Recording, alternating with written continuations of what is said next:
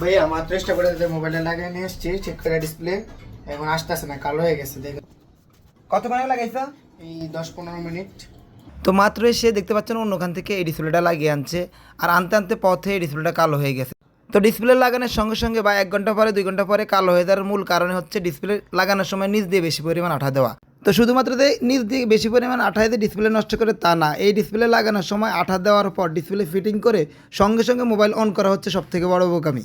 তো এর কারণ হচ্ছে ডিসপ্লের নিচ দিয়ে ডিসপ্লে কানেকশন থাকে, রেবনের গোড়ায় এই আঠা লিক করে যায়, আর এর ফলে ডিসপ্লের গ্রাফিক্স লাইন অথবা লাইটিং লাইন মিস হয়ে যায়, এইতে ডিসপ্লে কালো হয়ে যায়। তো আমি যে কাজটা করি, ডিসপ্লের আঠা দেওয়ার পর 1 থেকে 1.5 মিনিট পরে ডিসপ্লে ফিটিং করি, আর 1 থেকে 2 ঘন্টা পর মোবাইল অন করি। যদি সঙ্গে সঙ্গে অন করতে হয় তাহলে কাস্টমারকে আগে বলে নিয়ে আপনি রিস্কে নেবেন।